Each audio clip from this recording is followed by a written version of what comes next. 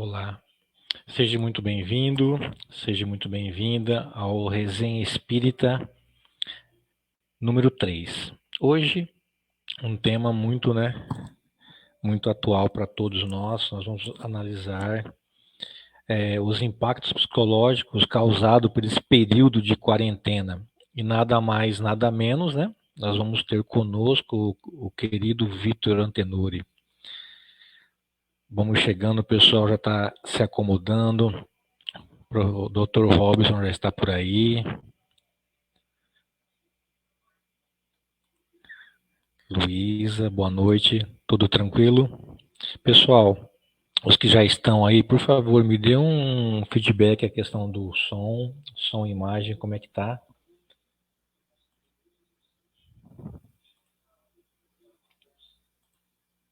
Pessoal do Erasto chegando, do Paulo de Tarso, grande Wanda. Pessoal, quiser colocar o centro de onde você é, a cidade também, tá? Fique à vontade aí, ok? Como a Vandinha aí, ó. Boa noite aos irmãos presentes, ó, Rio de Janeiro, ó. Vamos lá. Ok. Grande Fábio Fadel tá aí já. Convida a galera aí, Fabião. Ok? Tudo tranquilo? Antes, de começarmos, gostaria de convidar todos para fazer uma prece. Hoje a Cristina matou aula para estar com a gente aí. Então eu quero convidar a todos para tirar um pouquinho a mão do celular, do teclado, dar aquela respirada funda, solta devagar. E vamos elevar o nosso pensamento até o Mestre Jesus, o amigo certo das nossas horas incertas, e rogar a Deus Pai que Ele possa permitir a proteção, que os mensageiros divinos possam estar conosco nessa noite, nos inspirando, nos fortalecendo, nos dando suporte e não permitindo que os espíritos que ainda não entendem muito a dinâmica da vida, que queiram nos atrapalhar, que eles possam nos auxiliar, não deixando que isso aconteça, ok? Tudo tranquilo? Firme, forte e rígido todo mundo aí ou não? A Cristina chegando, olha lá, a Cristina de Andeara, a Fátima também já está conosco, olha lá, a Ângela, a Wanda, a Ângela, a Carmen. Cadê a Cris? A Cris matou aula para estar com a gente hoje. A Cris juntamente com a Luísa vai estar lá no chat para nos auxiliar, tá? Perguntas, pessoas, vamos participar. Precisamos de pergunta e vamos explorar o máximo que a gente puder o Vitor, ok? Antes de colocá-lo aqui conosco, eu quero apresentar o Vitor para nós.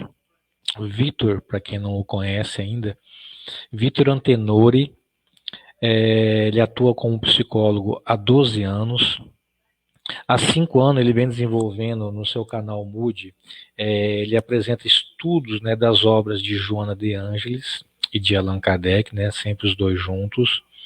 Ele é expositor espírita muito requisitado e por todo o Brasil, já foi para o exterior, nos Estados Unidos, já fez uma temporada por lá.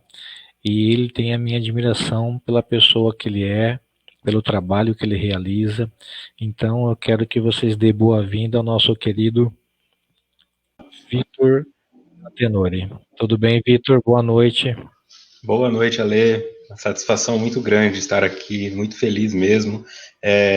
Agradeço também a todos e todas vocês que vieram. Parabéns pela tua iniciativa de criar esse espaço, esse diálogo, porque com certeza ajuda muita gente, principalmente num momento como esse, pré-fim de semana, onde a maioria poderia socializar e agora tem que ficar em casa. Então, estou aí para aprender e ajudar no que for possível. Claro, desde já eu te agradeço de coração, tá à disposição em nos atender, que é sempre muito bom estar com você, sempre bom te ouvir, ok? Obrigado. O tema, deixa eu ver como é que o pessoal aí, Isso, pessoal. Se acaso a gente passar alguma pergunta aí do chat, tem a Luísa, tem a Cristina, elas vão nos orientando aí qualquer coisa, ok? O tema, né, os impactos psicológicos da quarentena, então acho interessante a gente começar, eu vou fazer um resuminho. O que é a quarentena? Muito se fala da quarentena, né, mas às vezes o pessoal não tem um conhecimento técnico do que é a quarentena. A quarentena, né, anteriormente, ela era aplicado, né, para quem não conhece ainda, às doenças epidêmicas quarentenárias, ou seja, o cólera, o ebola, a febre amarela, o tifo, né, e outras aí. Então, esse termo quarentena, ele tem como uma definição técnica clássica, né, a imposição de reclusão dos indivíduos que são suscetíveis, né, ou pessoas ou animais, né, no período máximo da sua incubação, desde o início, né, de onde se portou até a hora que ela se manifesta. Então, isso é o que se dá de quarentena, ok? Então, nós estamos vivendo o quê? Num período que, mediante a emergência, né, nessa pandemia, medidas, né, governamentais, através de decreto, né, estão sendo implementadas, não só aqui no Brasil, mas em vários países, né, no qual esse vírus ainda está causando impacto. E, porém, com essa, né, explosão de casos em diferentes localidades, atualmente essa quarentena ela tem sido, entre aspas, né, recomendada e mais imposta de uma forma protetiva, né, com ou sem histórico, né, num período determinado, que nós vamos chamar de um isolamento social, ou, né, na parte técnica, como um isolamento profilático. Vitor, como que os indivíduos respondem a essas restrições? Porque, de repente, nós estávamos tranquilo e calmo, vivendo a nossa vida, que nem você falou do final de semana, de repente você é cerceado de tudo, simplesmente você tem um comércio, você já não tem mais o comércio, você tem isso, você já não tem mais aquilo. Como que respondem, né, o indivíduo nessas determinações, ainda mais por decreto? É muito difícil, porque são situações, esta situação como a da quarentena, ela nos coloca obrigatoriamente em contato com uma situação nova. E nesta situação nova, muitas pessoas estão começando a descobrir coisas naturalmente novas também a seu respeito, a respeito do marido, da esposa, a respeito dos clientes, a respeito de um monte de coisas, a respeito de pessoas que ela admiravam, de artistas, de políticos, porque começa a aparecer coisa de hipocrisia, gente que manda ficar em casa e não fica. Só que trabalhando a parte psicológica, o ponto mais difícil nesse processo é que a maioria das pessoas não pode trabalhar ou está sem condições de receber o seu salário porque são autônomos e coisa do tipo. Então, no momento em que as pessoas mais precisam de ajuda psicológica, elas não dispõem de recursos para fazer terapia. E algumas que faziam a terapia têm que interromper porque não conseguem arcar com esse custo, e você vai criando uma bola de neve de uma pressão psicológica muito grande coletiva. As pessoas vão brigando umas com as outras, não entendem os motivos umas das outras. Você vê pessoas andando em 3, 4 familiares no supermercado dando risada, enquanto tem alguém que está há 20, 30 dias em casa. Isso vai gerando um sentimento de raiva, de rejeição, uma vontade de chutar o balde e falar, talvez eu vou agir pela própria sorte, ver o que acontece. Mas eu sinto que o ponto central disso tudo, Ale, é a questão do sofrimento, assim, de entrar em contato com a perda da liberdade em um nível subjetivo. Porque é uma quarentena, mas ela não é imposta como algumas quarentenas foram impostas de forma ditatorial anteriormente. Se você quiser sair, você pode. Então ela é uma quarentena abstrata. Você olha e pensa, se eu encostar nessa árvore aqui, será que alguém espirrou perto dela? E se eu for ali tomar um sorvete, será que tem algum problema? E o meu tênis?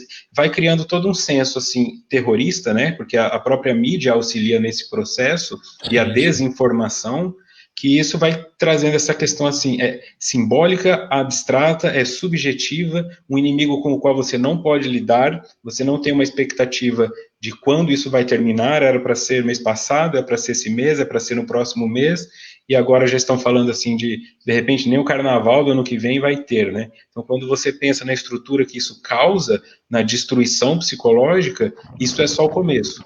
Porque as consequências disso tudo ainda aparecerão lá na frente.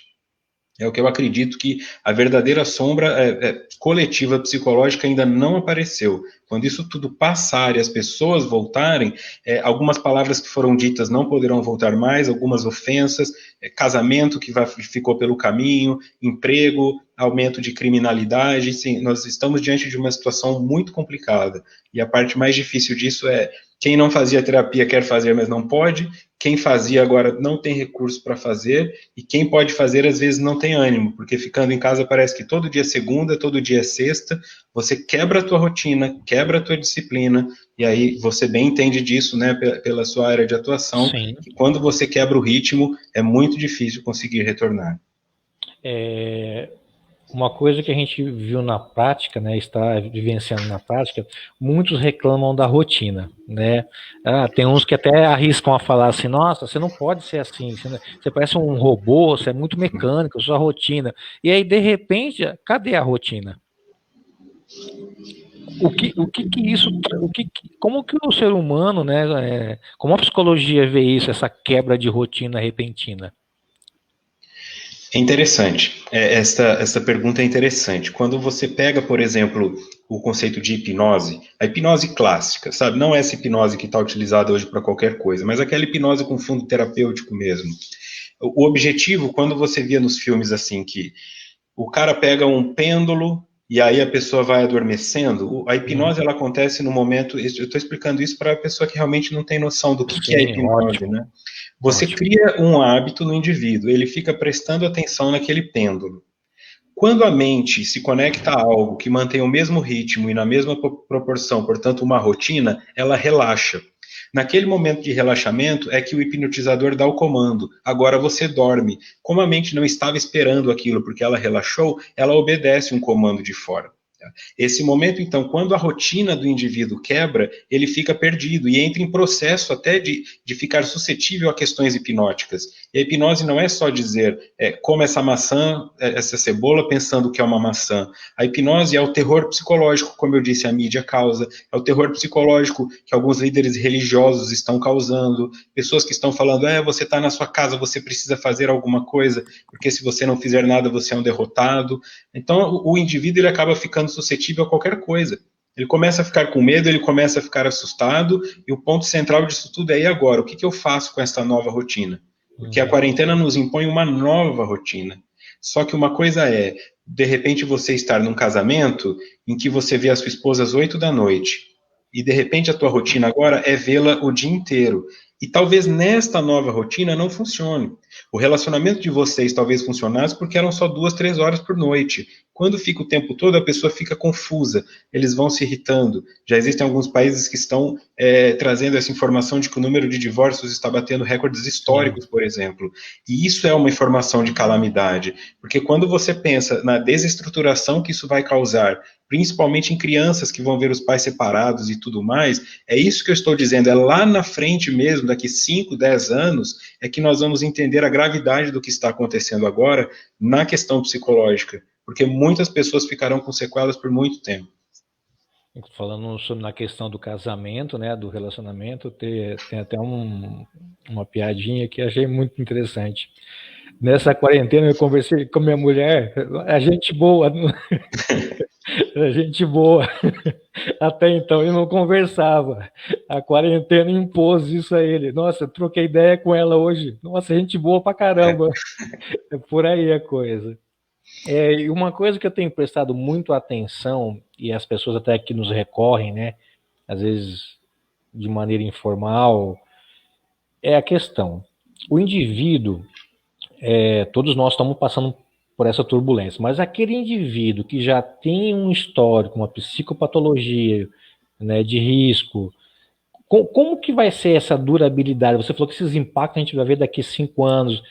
E esses impactos negativos gerados nessa quarentena para quem já tem essa predisposição, como fica, Vitor?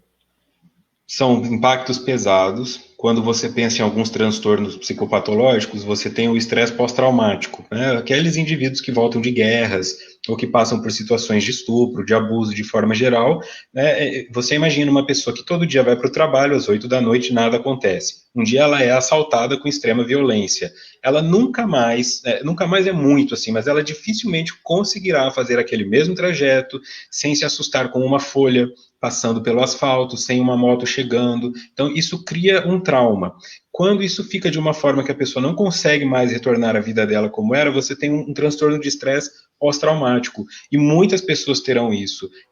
Pessoas desenvolverão germofobia, não ligavam de passar álcool gel na mão, agora vão ficar preocupadas com tudo. Se alguém espirra perto dela, vai gerar ansiedade, vai gerar tensão. É esse impacto que eu falo, é uma mudança na forma como as pessoas se relacionam. Porque hoje você vê, se por algum motivo você tem que sair, ir ao mercado, é como se todo mundo se olhasse com contaminação. Você vê uma pessoa na mesma calçada que você, os dois ficam assim, quem é que vai desviar? Se eu desviar, fica feio ou não fica feio? E aí os dois desviam e ficam assim, esse cara tá sujo e eu tô limpo. É como se todo mundo estivesse limpo e o outro estivesse contaminado. Isso distancia mesmo as relações sociais.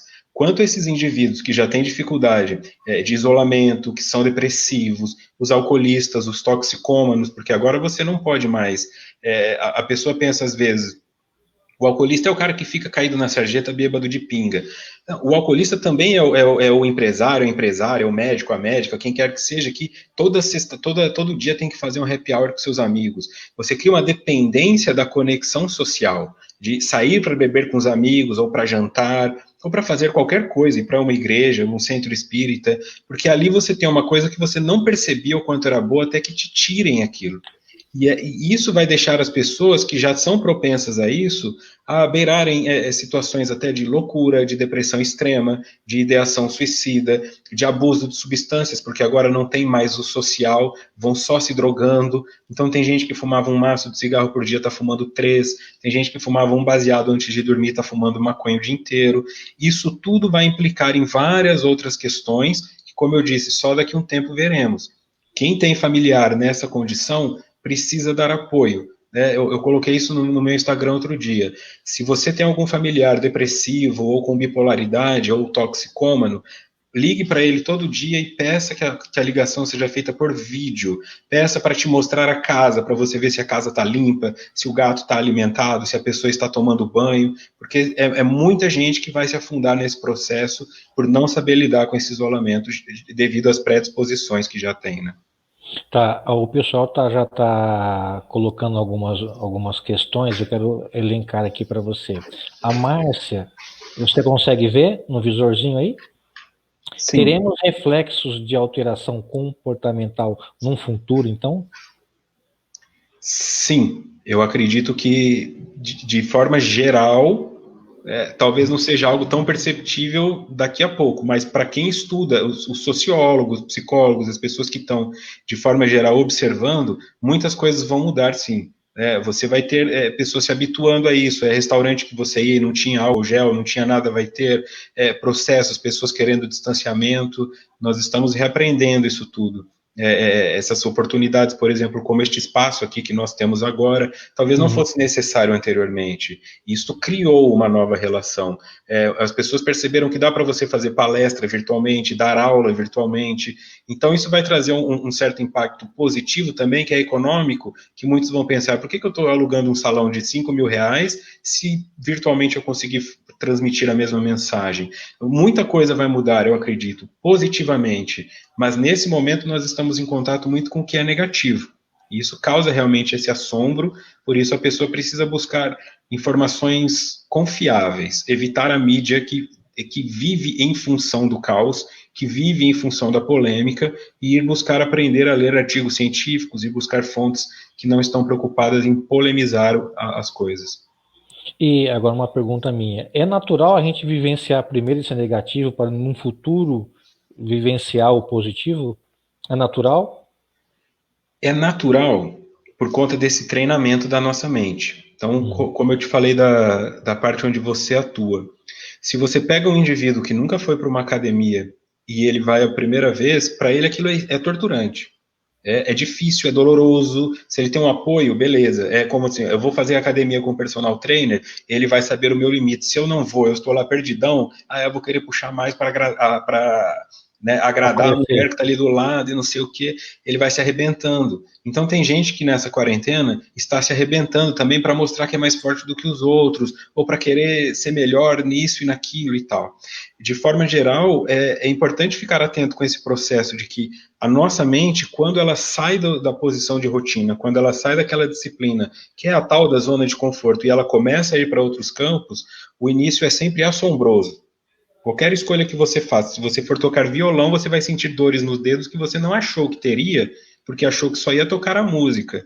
Nesse processo, nós estamos pelo momento da dor, como se fosse um processo de luto, sabe, Ale? Assim, o que nós Uhum. tínhamos não existe mais, o que iremos ter ainda não está lá, então nós passamos pela negação, esse vírus não é nada disso, depois pela raiva, é culpa do governo, é culpa da China, é culpa de não sei o quê, depois pela barganha, não, mas se eu for sozinho aqui pela esquerda eu consigo sair, pegar uma cerveja escondido, aí entra o processo da depressão até vir a aceitação, né? Depressão, nesse caso, não uma depressão clínica, mas aquela tristeza de que realmente já é um mês sem ver o pai, sem ver a mãe, e vai realmente levando o indivíduo a se afundar na tristeza, se ele não souber manter o aspecto bom. Não, ótimo. O Robson traz uma pergunta muito interessante também. E para as crianças que não conseguem entender a pandemia, estão em casa, não podem sair. Pais ficando dando bronca, estão sem rotina de estudo. E quando descobrem que tudo mudou e que não terão férias, que parentes podem ficar doentes, morrer, como cuidar dessas crianças afetadas por tudo isso? Boa pergunta, Robson. Obrigado, viu, pela participação. Boa mesmo. A parte difícil de lidar com isso é que a criança, pensando aqui na orientação de linha que eu trabalho, que é a psicologia analítica junguiana, quando você pensa na criança, todos nós já fomos crianças, só que a criança ainda não foi adulto. O adulto ele tem que se colocar na posição de não cobrar da criança algo que ele não esteja dando conta de fazer como adulto. A criança vai colapsar em algum momento, ela precisa. Eu tenho uma amiga assim que chegou a alugar pula-pula, trampolim para o filho dela, porque não tinha mais o que fazer. A criança quer sair, ela não aguenta, ela não consegue entender isso. Nós estamos falando de indivíduos que quando você vai fazer uma viagem de 5 horas, eles ficam, já chegou? Já chegou? Que Agora, nem de um repente, eles têm burrinho do Shrek lá. exatamente. Aí, de repente, eles têm que ficar 5 meses. Eles não têm ainda desenvolvimento nem neurológico nem cognitivo para compreender o longo prazo.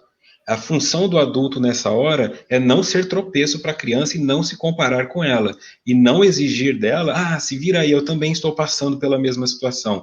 Você não está passando pela mesma situação. A criança está passando por uma situação muito mais dolorosa, porque ela não tem a noção de espaço-tempo que você tem. Nesse momento é acolhimento, é dar espaço para para choro, para raiva, encontrar atividades que ela possa fazer, se juntar com ela, ensiná-la a lidar com o tédio, você lidando com o tédio. Agora, se eu fico dando murro na parede e depois eu não quero que o meu filho dê murro no ursinho de pelúcia dele ou jogue o tablet no chão, aí eu não estou compreendendo a mensagem que eu estou passando.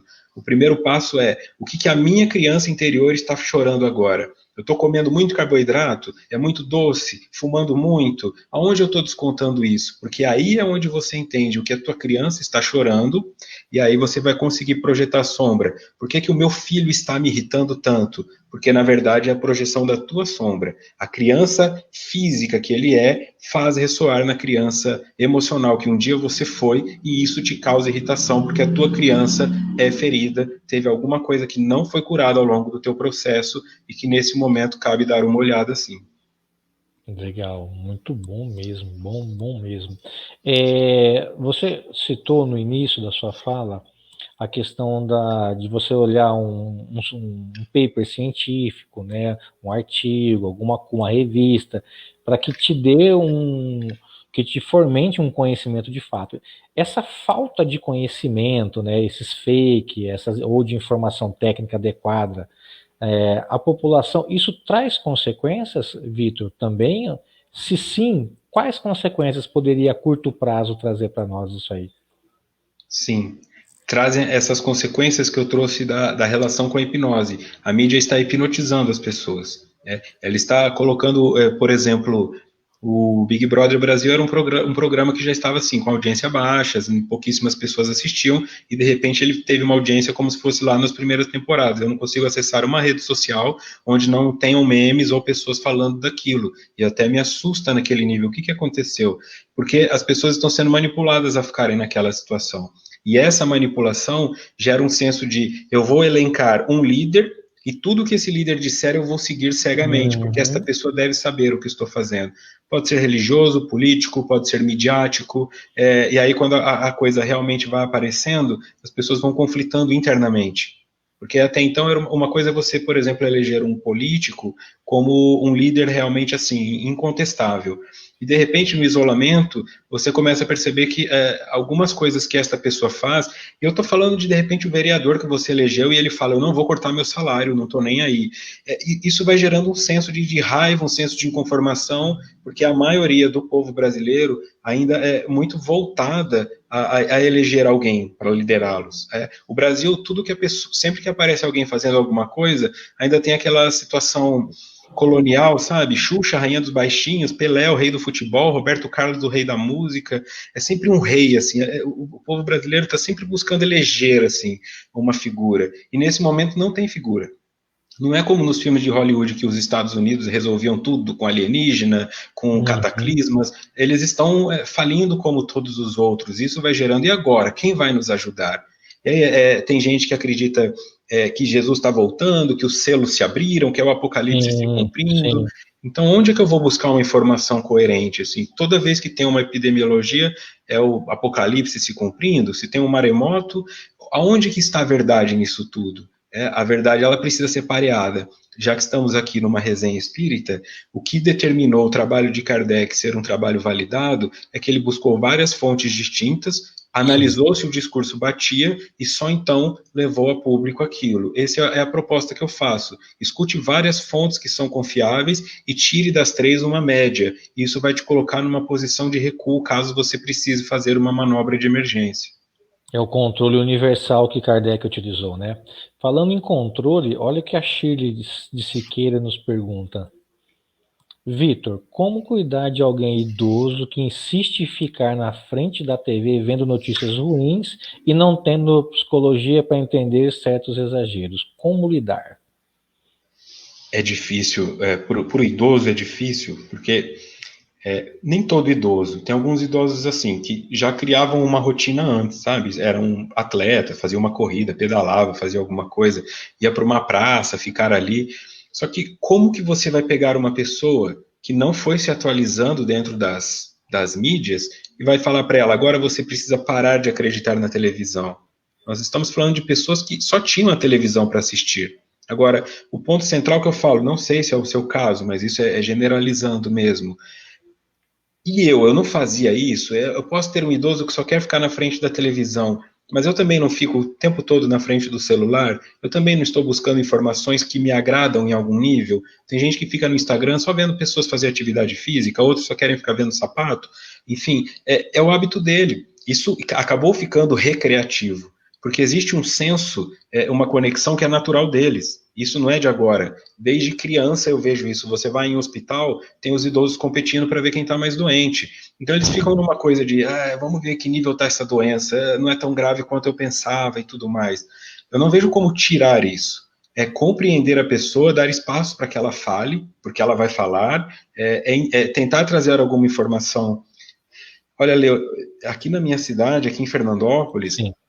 a prefeitura fica divulgando aqueles boletins diários, sabe? Número de pessoas infectadas pelo coronavírus. Estava lá 3, 4, 5. Mas aí você vai ver a reação verdadeira. 4 já foram curados e estão em casa. Por que ela continua publicando 5? Por que não põe 1 e 4 que foram curados? Porque aí estas pessoas vão ter essa informação. Então o que Uhum. você pode fazer o que o teu pai ou a tua mãe idoso assistiu, o teu avô. Pega a informação que ele assistiu, que ele está trazendo, busque uma fonte que pelo menos cause uma redução de dano naquela imagem toda e mostre para ele que o impacto não é tão grande. E isso vai criando nele a vontade de desconfiar das informações e uma confiança de que você está trazendo uma informação mais válida. E a confiança se constrói com o tempo, não tem jeito. E aí ele vai criando um próprio filtro, né? Cada um dentro da sua, para ele poder filtrar esse monte de informação. A Carmen também nos traz também, porque mesmo tendo tempo disponível para fazermos muitas coisas, temos dificuldade de concentração. Parece que a mente não consegue acalmar. A Carmen Scheiden nos pergunta. O tempo, essa questão é legal, Carmen, porque o que nós chamamos tempo é como se nós tivéssemos o controle do tempo. Mas, na verdade, nós não temos o controle do tempo, porque o tempo irá passar, eu querendo ou não. Eu estando acordado, eu estando dormindo, o tempo passa. O que nós temos, na verdade, é controle do espaço. Quando a pessoa fala, eu tenho 2 horas por dia de tempo, ela não tem 2 horas por dia, ela tem 2 horas por dia de espaço, para colocar alguma atividade naquele espaço e atuar. Como estávamos dentro de uma rotina, dentro de um movimento, nós criávamos essa ilusão de que me falta tempo.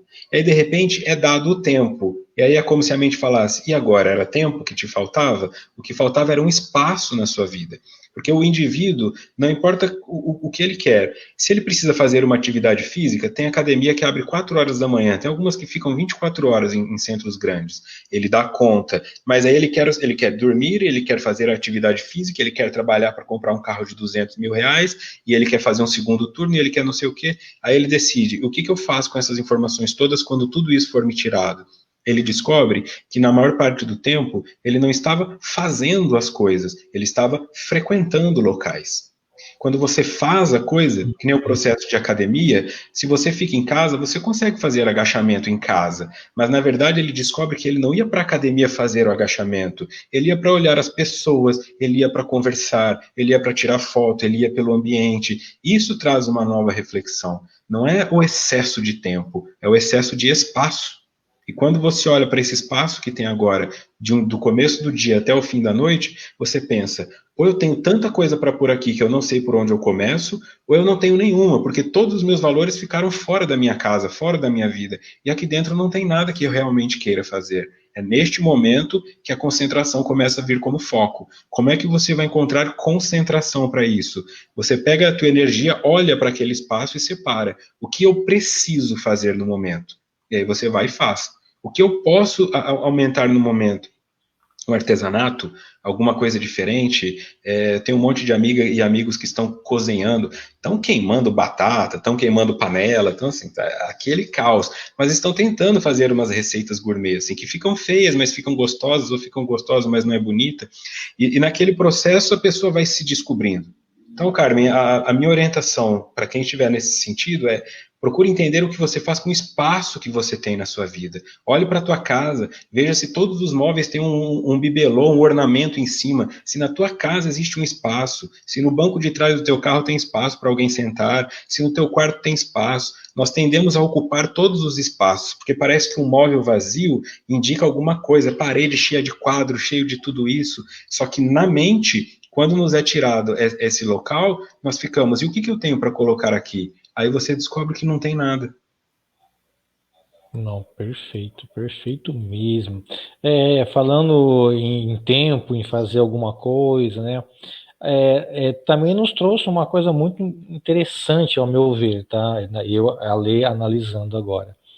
Esse vírus, essa pandemia, fez com que a iniciativa privada, Vitor, mostrasse, desse a sua cara, porque a gente nunca viu tantas empresas movidas para tentar preencher o tempo, dando cursos online, cursos de línguas, cursos de arte, de artesanato, pessoas ensinando a fazer ponto cruz, crochê e tudo mais. Eu achei muito interessante, porque até então a gente não tinha uma iniciativa privada tão atuante quanto agora. Parece que ela falou assim, não vamos esperar do governo, né, e vamos atacar, vamos colaborar. Como que você vê essa questão? Ela é essencial, porque ela quebra, ela traz um equilíbrio em algo que já existe há muito tempo, que é essa divisão de classe de forma maniqueísta, assim, entre esquerda e direita, não em sentido político mesmo, em polos, tá? Em que aquele está errado e eu estou certo, ou é só o Estado, é só a iniciativa privada, e nós estamos percebendo que esses indivíduos, o que eles estão fazendo é muito mais do que manter o próprio emprego ou manter a própria empresa. Porque quando você olha a questão social, diante da dificuldade, você pensa, eu nunca gritei com o meu filho, e de repente agora eu me vejo gritando com ele. Ah, estou chutando o cachorro, estou com raiva da vizinha. Tudo bem. Você que está aí de repente numa classe média, que tem a sua casa, seu carro, sua casa ali com 3 quartos e tal, está se irritando. Agora calcula o indivíduo que está na pobreza, que do mesmo jeito que você nunca pensou em chutar o cachorro, ele nunca pensou em assaltar. Mas agora ele está pensando, porque ele não tem mais de onde tirar recurso. Os empregos estão acabando, o Estado não está oferecendo nada que seja efetivamente útil, as pessoas estão ficando com medo, é um caos, dá uma sensação de que isso ainda vai durar muito tempo, e o indivíduo que antes pensava, o meu filho está chorando, só que ele não está chorando lá no quarto dele com o tablet dele, ele está chorando na sala porque a casa só tem um cômodo, e ele tem que lidar com aquilo. Aí eles não vão fazendo quarentena, porque não tem nem infraestrutura, como é que vão fazer quarentena? Aí a iniciativa privada começa a fazer esses movimentos de arrecadar dinheiro, de levar doações, de oferecer oportunidade para as pessoas se atualizarem. Isso vai segurando muito mais do que parece a base social mesmo da nossa comunidade, porque se isso não for estabelecido em algum ponto, essas pessoas que falam, fica em casa porque tem 12 mil de reserva no banco, não entende o outro que não tem de onde tirar para comer, e quando acabar a crise não terá emprego, porque muitas empresas já fecharam e vai demorar muito para abrir em um país burocrático como o nosso. Nós temos que levar isso em conta. Se você tem condições de ajudar, ajude mesmo que minimamente. Pedir uma pizza em casa, dá uma gorjeta para o entregador. Qualquer coisa que você faça, tenta ajudar as pessoas que não têm outro recurso senão aquele e que estão se colocando em risco para poder continuar nos servindo. Então, eu acredito, Ale, que isso quebra aquela imagem de que o empresário é ruim. Porque a pessoa pensa que o empresário é o cara que está lá no topo da Avenida Paulista, na cobertura do Leblon, e o empresário é o cara com o carrinho de cachorro-quente ali, que não sabe se o pão vai chegar hoje, o alface vem estragado. O empresário é qualquer pessoa que tenta, de alguma forma, sair da CLT e viver daquilo, né? Ter um pouco mais de compaixão, um pouco mais de respeito por essas pessoas e acabar com esse discurso de que todo patrão é ruim e explorador, é algo que eu sinto que virá de positivo também com essa onda toda. Aí você falou na questão, né, de o filho não tá no quarto, tá na sala, porque não tem nem como ficar em isolamento, tá todo mundo junto em um cômodo só, né, não sabe-se quanto tempo. Quanto mais tempo durar esse isolamento, pior são as consequências, Victor? Como que você analisa essa questão do tempo?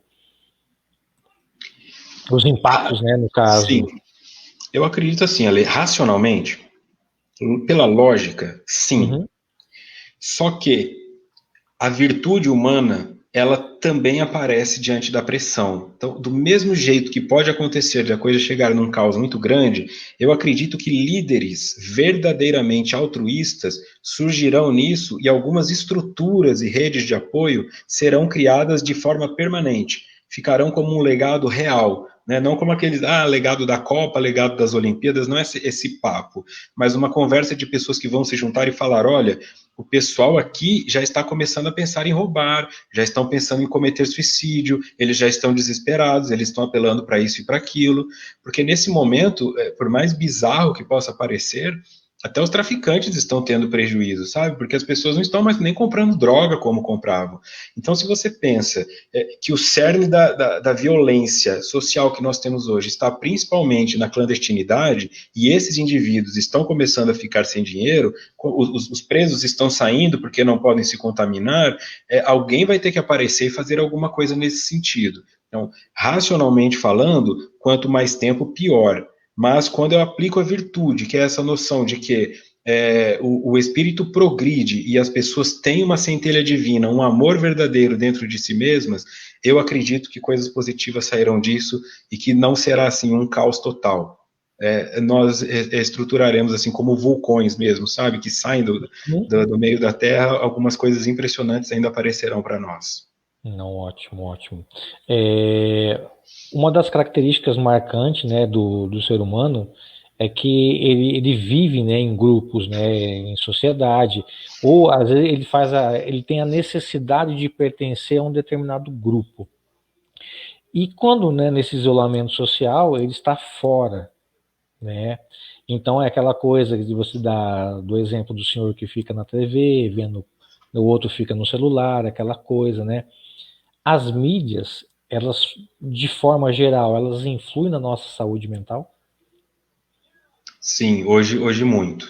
Hoje, eu não diria que antes, porque se você pega antigamente, eu não conheço assim. Ainda quando tinha aquele modelo de que a mulher fica em casa e o homem saía para trabalhar, né? Que esse modelo Sim. caiu, mas não tinha um homem que não lia jornal. Ler o jornal, as bancas de jornais era um negócio assim, que todo mundo estava lendo jornal. Você passava na praça, estavam todos os caras lá lendo o jornal. Então a mídia sempre teve sim uma influência. A questão é que hoje o indivíduo tem assim, ele pega o celular dele, ele pode pesquisar civilização egípcia, ele pode pesquisar maneiras de fazer artesanato, ele pode pesquisar maneiras de meditação, mas ele escolhe saber da vida do cantor tal, se ele casou com não sei quem, o outro que foi pego bêbado na festa. Então, as informações elas são muitas. Se nós pudéssemos colocar assim em dados mesmo, sabe, uma coisa impressionante de cada caractere de pesquisa que é feito na internet, assim, nós estamos falando de uma constelação de coisas, de informações inúteis que as pessoas têm no celular. Você hoje tem um celular de 70 gigas de memória e você precisa ficar pagando, porque é tanto meme, é tanta coisa assim que não acrescenta nada, só uma risada de 30 segundos. Então eu acredito nesse ponto. A mídia manipulou, só que eu acredito que a maior manipulação que a mídia conseguiu foi dar uma liberdade excessiva para o ser humano para que ele descobrisse qual é o seu verdadeiro interesse. E a maioria está descobrindo que o verdadeiro interesse, como eu disse, é piada, fofoca, pornografia, inutilidades assim de coisas que não vão acrescentar nada para o seu espírito, que são meramente informações rasas. Superficiais, né? Nós temos uma pergunta da Lu. Vitor, como você vê essa corrente de solidariedade que se formou por conta da epidemia? Luísa, eu na verdade, essa corrente eu acredito que ela sempre existiu. Não tem mídia para esta corrente. Mas quando você pega algumas noções, tem lá um cara lá no meio do Pernambuco que pega um caminhão e vai levando comida para as pessoas e ninguém sabia que isso acontecia. Aí aparece, sei lá, no Luciano Huck ou alguma coisa do tipo e todo mundo fala, olha que bonito, fazem uma mídia em cima do indivíduo. Mas sempre existiu. A questão é que agora os indivíduos que já estavam nessa vanguarda, que já vêm fazendo isso há muito tempo, eles já têm a expertise, já sabem como fazer isso, e algumas pessoas estão descobrindo que a solidariedade é positiva porque desenvolveram empatia. Elas estão precisando que alguém faça alguma coisa. Aí é o pessoal colando no hall do prédio. Se tiver algum idoso que precisa fazer compra, me avise. Eu sou do apartamento 700, não sei o que, eu vou lá para você. Isso tudo são coisas assim que não deveriam nem ser surpreendentes. Eu acredito que essa parte da solidariedade vai diminuir um pouco. Depois que passar tudo isso, algumas pessoas pensam: eu não estou mais preso, agora eu não estou mais nem aí, se vira aí porque eu vou voltar para a minha vida, para aquela rotina tóxica mesmo, em muitos casos. Mas algumas bases serão construídas e serão pilares importantes para essa geração que está chegando para a regeneração, porque eles precisam que essas bases estejam construídas. E esse momento é propício para que isso aconteça. Mas são apenas alicerces. Eu realmente acredito que nós, quando eu falei da parte psicológica, 5 anos, mas eu acredito que essa geração que está agora com 8, 9, 10 anos de idade, quando eles estiverem lá com 30, 35 e já tiverem assim 5, 10 anos de carreira, nós teremos médicos melhores, enfermeiros melhores, catadores de recicláveis melhores. As pessoas elas terão mais consciência de reciclagem de lixo, de alimentação, de tortura animal. É todo um processo. Muita gente vai parar de visitar zoológico agora que viu o que significa ficar isolado, como é que você tira um animal da natureza e joga ele numa jaula para ficar 30 anos ali para as pessoas jogarem amendoim nele. Isso vai desenvolvendo coisas em um âmbito muito maior na superestrutura social. Eu sempre tive comigo uma coisa: o mundo nunca teve rodeado, né, de boas pessoas, de bons espíritos que estão nos ajudando. Hoje, eu falo para todo mundo, às vezes a pessoa fala assim, mas o mundo está virado, tá, todo mundo só tem ninguém presta. Não, pelo contrário, o mundo nunca teve recheado de tantas pessoas boas hoje. Eu sempre vejo desse fato, porque nós vemos inúmeras ações que são realizadas, é que a mídia não compra isso, né? A mídia não traz isso para nós. Falando em mídia, a Ângela Nana está perguntando, as pessoas têm tendência em crer mais em notícia ruim. Por quê? Tem uma frase que diz assim, Ângela, né? Tem uma frase que diz assim, Ângela. Se tem quem vende, é porque tem quem compra. Não é que a mídia, o que eu entendo, a mídia ela é neutra. A mídia faz pesquisas. Você tem uma galera estudando neuromarketing, você tem uma galera estudando o que está chegando e o que não está chegando. Quando eles passam uma coisa bonita, o problema é que eles romantizam demais aquilo. Vai mostrar um cara dando um abraço na mãe, coloca uma música clássica, um negócio, filma de um ângulo que o cara tá chorando, e aquilo vai gerando sempre uma emotividade muito grande que para algumas pessoas traz culpa, traz remorso. Então, tanto a maldade quanto a bondade, elas são vendidas de forma hollywoodiana para nós ainda. Deveria ser normal um filho abraçar a mãe. Deveria ser normal um pai sair para soltar a pipa com o filho ou brincar com ele no tablet. Só que a partir do momento que nós não compramos isso, um exemplo que eu quero te dar. Quando eu morei em São Paulo, às vezes eu andava ali pela Avenida Paulista e tinha aquela galera do abraço grátis. Eles estão com a plaquinha lá, abraço grátis. Ou então, tinha alguém sentado numa cadeira de praia, escrito assim, se precisar conversar, estou aqui. Pareciam invisíveis. As pessoas iam desviando deles. Mas se naquele exato momento alguém batesse na traseira de um outro carro, aí juntavam 150 pessoas para ver o que tinha acontecido. É o ser humano que escolhe o que a mídia vai vender para ele, porque nós somos consumidores. A partir do momento que a mídia determina o que dá mais audiência, aí ela manipula para nos intoxicar. Quer ver um exemplo disso? Antigamente, quando nós tínhamos apenas a TV a cabo, a TV digital, você tinha séries como Friends, Seinfeld, você tinha séries que você assistia e você assistia aquele episódio e aquele episódio se resolvia.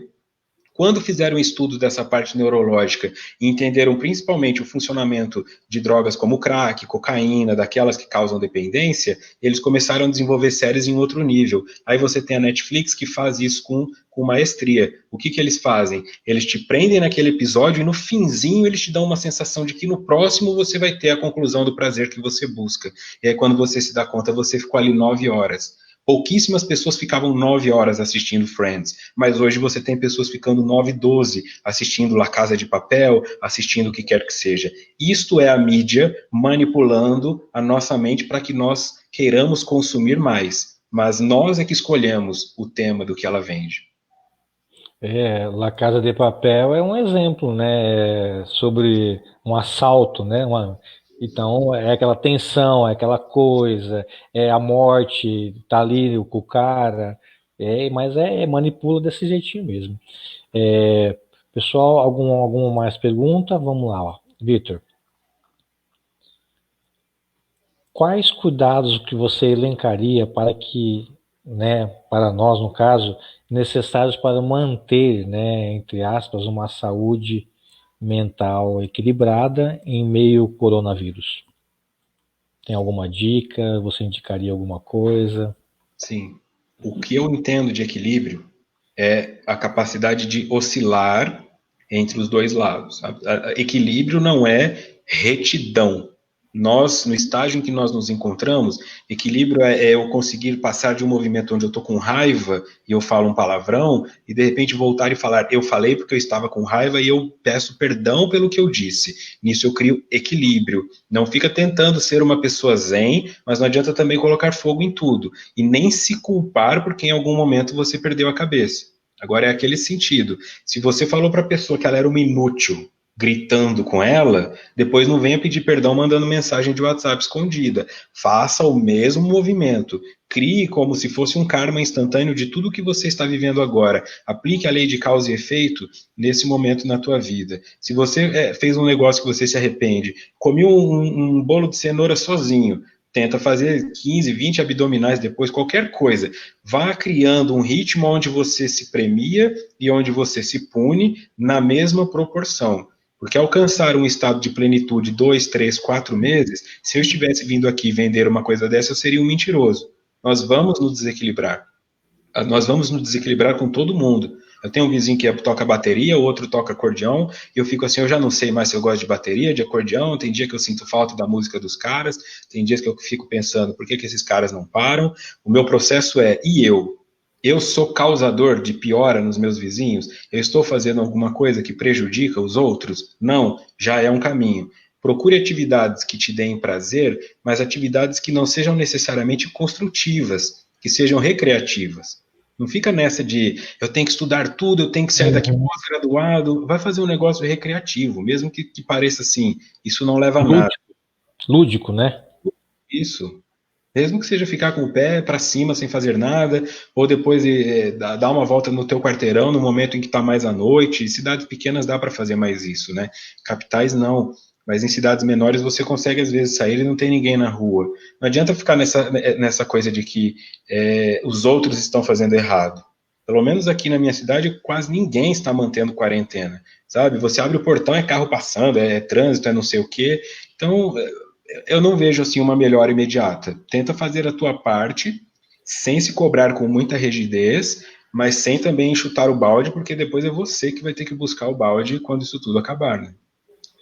Não, legal. Você falando da questão nas cidades pequenas, algumas cidades não guardam a quarentena e tudo mais. Uma coisa que a gente tem observado em dois polos aí, não quero taxar, mas eu observo que na Zona Sul, um exemplo, aqui em Rio Preto, nós temos um comportamento. Na Zona Norte, nós temos outro tipo de comportamento. E às vezes aparenta que na Zona Norte, guardadas as proporções, não existe quarentena, porque nós vemos bares lotados, academias sendo abertas clandestinamente para ter o público, meia porta, o cara passa por baixo e treina. Nós temos serve festas aberto e tudo mais. Por quê, Vitor? A questão é isso mesmo. As pessoas elas estão abrindo, eles falam assim, é só para os mais chegados, só que o cara tem 45 mais chegados, né? Aí é difícil. Só que a sociedade, de forma geral, eu fiquei 10 anos trabalhando só com dependentes químicos, assim, meio que exclusivamente. E o que me fez parar de trabalhar com dependentes químicos foi quando eu entendi que a dependência não é da droga. A droga ela é o remédio, a droga ela é a solução. O problema é o que faz o indivíduo precisar de usar a droga. E quando você aplica o crivo da justiça social, você entende por que é proibido para o indivíduo fumar maconha e o outro pode cair bêbado na rua e só vão dar risada ao bêbado lá, se as duas são drogas. As escolhas que foram feitas, elas foram feitas por indivíduos que se beneficiaram das leis. Alguém que teria prejuízo se a maconha fosse liberada e teria lucro se o cigarro fosse permitido. O que eu quero chegar nisso é que, de forma geral, muito da população é viciada em alguma coisa. É em Rivotril, é em chocolate, é em série, é em fofoca, é em cerveja, é em vida social, é em sexualidade. São viciados, mas não se reconhecem viciados porque não estão fumando maconha nem cheirando cocaína. Então eles acham, não, faz 10 anos que eu tomo Rivotril, mas eu não sou viciado. Mas se não toma, não consegue dormir. Nesse momento em que você isola a pessoa, você percebe isso assim. O indivíduo às vezes fica 5 anos fazendo uso de droga na rua, ele tem um ou outro comportamento ruim. Você interna ele numa clínica por 6 meses, ele põe fogo no colchão, ele sobe na parede, ele ameaça que vai matar e não sei o quê. Isso eu ouvi várias vezes. O que nós estamos passando por agora é isso, uma síndrome de abstinência coletiva. E as pessoas na abstinência, elas começam a fazer qualquer coisa para conseguir a droga de preferência.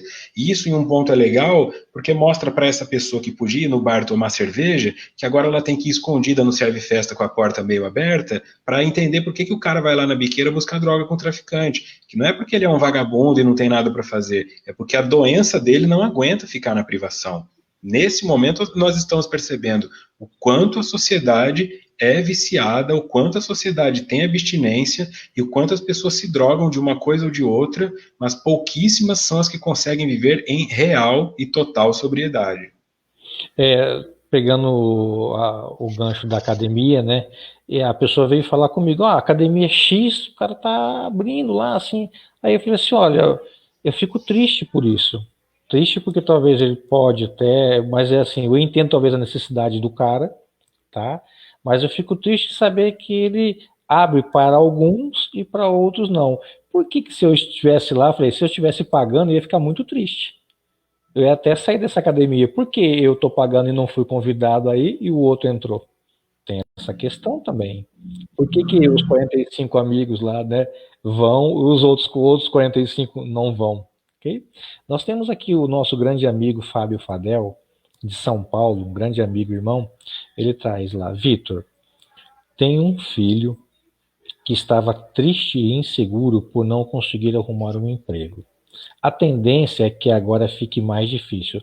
Como lidar isso com ele? Primeiro lidar, Fábio, né?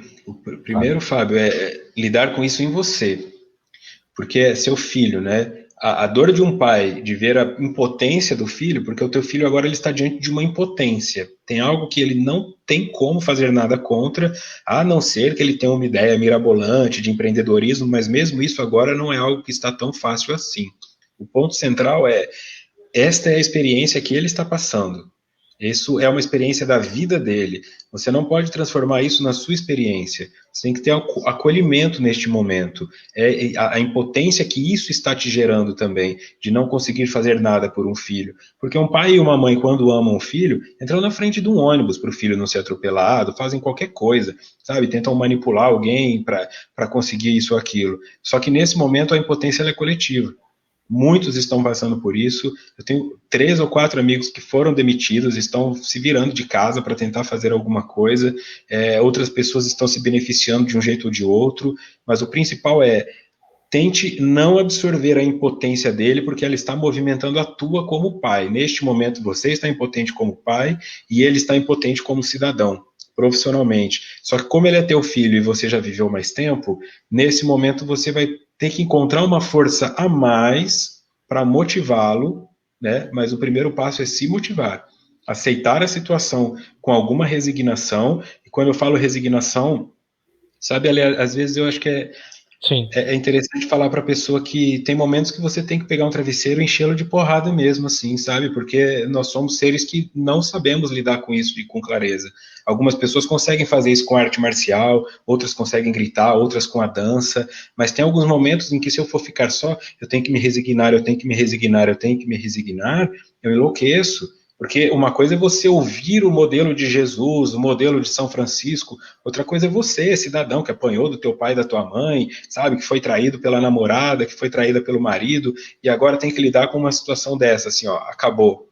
Tinha gente que tinha viagem marcada, que ficou a vida inteira sem fazer uma viagem, estava para fazer a viagem, não foi, talvez não possa ir de novo, porque a economia acabou com a moeda, sabe Deus quando essa pessoa viajará, elas estão com raiva, o movimento que eu te dou de orientação é tenta lidar com a tua impotência primeiro, antes de tentar mexer na impotência do seu filho.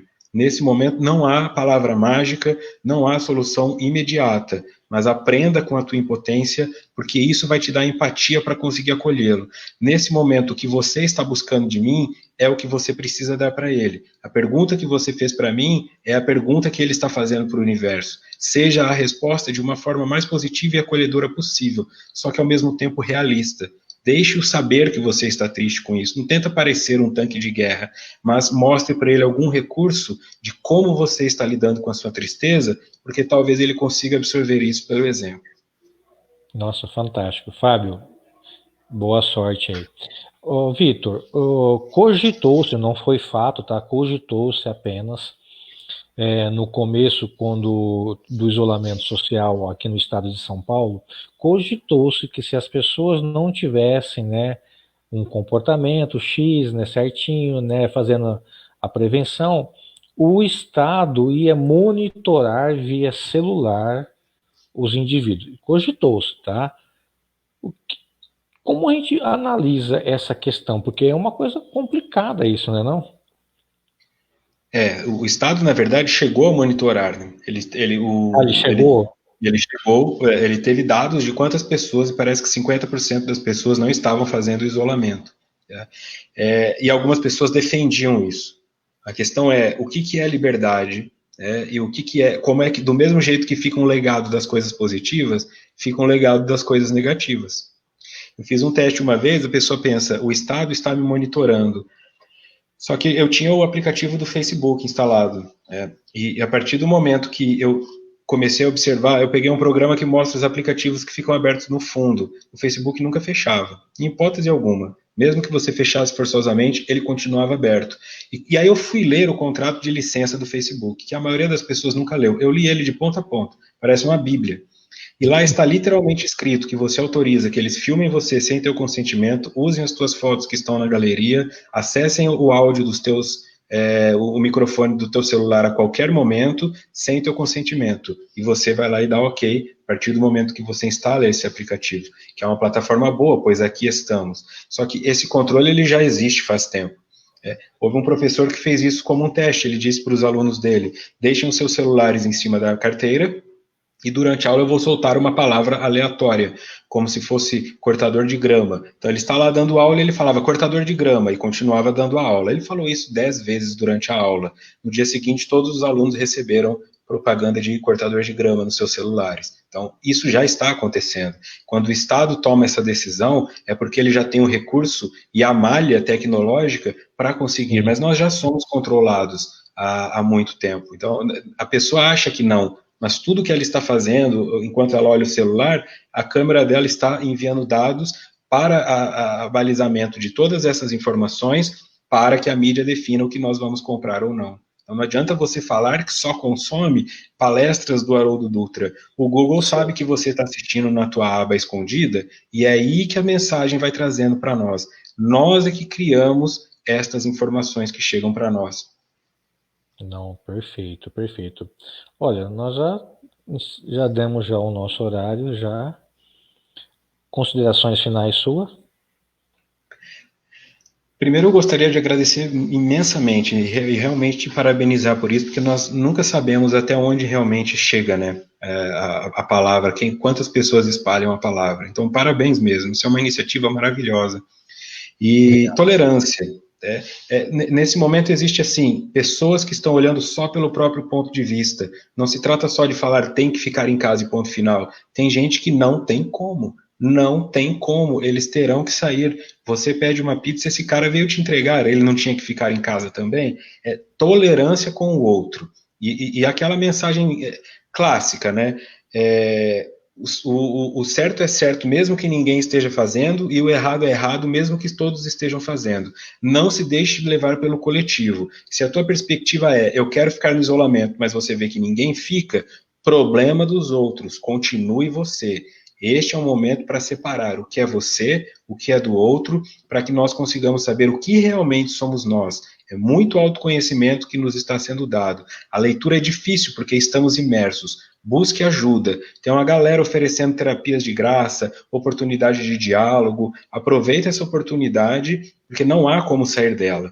Faça o melhor possível, sem enlouquecer e sem achar que os outros estão loucos. Você não sabe o que a outra pessoa está passando e o que levou ela a sair de casa. Desenvolva respeito e empatia ao invés de raiva e julgamento.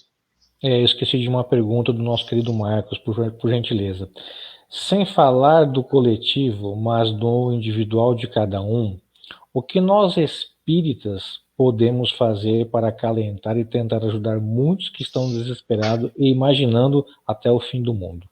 Grande Marcos, obrigado. Então, Marcos, como sempre, ser o exemplo. Ser o exemplo. Isso que o Ale está fazendo, como eu estou trazendo a informação, ele está mostrando que ele fez algo disso tudo. Sabe?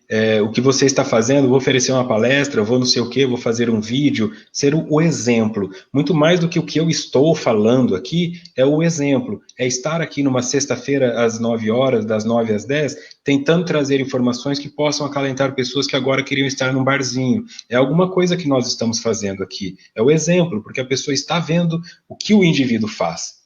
Manter a serenidade, não se atropelar, não ficar com raiva, evitar posicionamentos pessoais nesse momento, principalmente de ordem política, né, de politicagem, coisas que depois vão ficar marcadas para você. Esse é um momento assim, agora parece que ele é gigantesco, mas é algo que estudarão nos livros de história daqui a um tempo e nós teremos feito parte disso. Agora vai se destacar aquele que conseguir trazer calma, e não há forma maior de trazer calma para uma pessoa do que sendo uma pessoa calma diante de um mesmo fenômeno que a aflige, porque aí elas começam a entender que se você consegue, deve ter algo que você sabe que elas não sabem, e aí elas te buscam para ter informações, e você não fica catequizando elas, você as orienta, e isso elas absorvem a mensagem muito mais. Eu observei ao longo da tua fala, ela é da belíssima fala, você citou várias vezes, empatia é a palavra do momento? Empatia, Empatia é o objetivo do momento. Eu acredito que a leitura que eu faço o primeiro estágio é a antipatia, que seria o -1. Eu odeio você e eu quero que você se lasque. Depois tem a apatia. Eu não odeio você, mas também não estou nem aí. Mas a apatia é melhor do que a antipatia, porque eu não te faço mal. Depois vem a simpatia, como o 1. E na simpatia eu começo a entender, eu tenho que entender o movimento. Talvez esse cara esteja fora de casa porque ele tem um motivo para isso. Não vou aqui julgar. E a empatia é quando eu faço esse movimento de dar uma gorjeta para o cara que vem te entregar pizza, vai comprar um negócio, dá uns 2, 3 reais a mais para a pessoa ali, mesmo que faça falta para você. Confia na lei de causa e efeito. Está escrito lá que a verdadeira virtude, a verdadeira caridade é quando você divide do que te faz falta, não do que te sobra. Esse é um momento maravilhoso para colocar isso em prática. Então, a empatia é o objetivo que alguns alcançarão. Simpatia, muitos desenvolverão. E vários sairão da antipatia e irão para a apatia, que também é uma situação de progresso, se nós formos pensar em evolução geral. Ótimo. O nome resenha, né? Eu sempre faço no final um bate-bola, uma resenha, vem de boleiro, né? Eu trabalhei alguma época com futebol, né? Então a gente faz um 2 toques aí. Eu falo uma coisa e você discorre sobre. Um fato qualquer. A dor coletiva. A dor coletiva. Deus. Desconstrução de um Deus antigo para um Deus novo, mais justo e bondoso. Jesus. Modelo, não pode ser ídolo. É algo que podemos alcançar, mas não pode ser um ídolo. Tá. Kardec. Método científico, concentração, serenidade e respeito às leis, respeito ao método. Tá. Um desejo. Evolução espiritual. Olha, Vitor, eu só tenho que te agradecer de coração. Você não sabe o quanto eu admiro o teu trabalho. Então, para mim é muito gratificante dividir essa telinha aqui com você. Tenho certeza que a todos que vão nos assistir posteriormente e os que já estão aqui ao vivo conosco, tenho certeza que beberam de uma maneira bem firme e forte das tuas palavras. Posso te pedir um favor? A gente sempre deixa o convidado fazer a prece final, então eu gostaria de encerrar com a sua prece. Ok, vamos lá.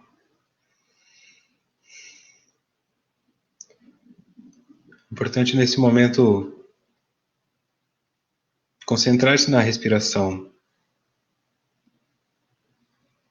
no que o teu corpo diz, no que a sua mente diz, não buscando Deus nem poder superior fora, mas se concentrando com o que está dentro, para que possamos olhar para o modelo do Mestre Jesus, o modelo daqueles que vieram antes e demonstraram serenidade em momentos como esse, pedindo o amparo e a iluminação,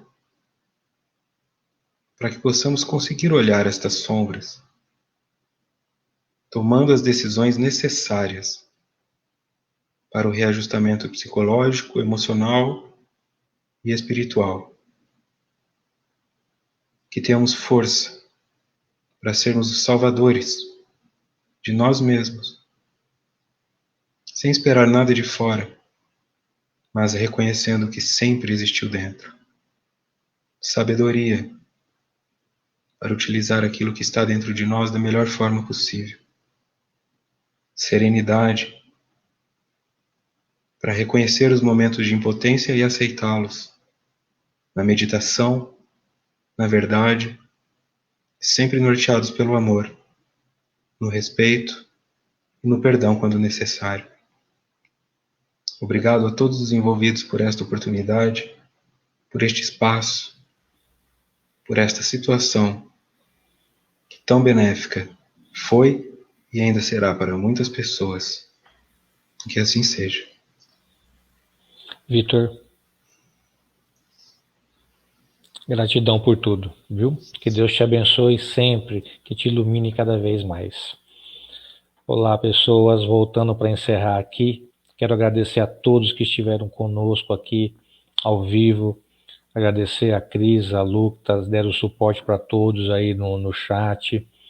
E nós temos já para segunda-feira, tenho que confirmar ainda, talvez nós vamos falar sobre o suicídio, na segunda-feira, 21h05, aqui mesmo, no Resenha Espírita, nós vamos tratar o suicídio em tempos de pandemia. Quero agradecer imensamente a todos, que o Mestre Jesus possa abençoá-los, onde quer que estejam, que vocês sintam-se abraçados por mim. Que Deus o abençoe. Gratidão a todos.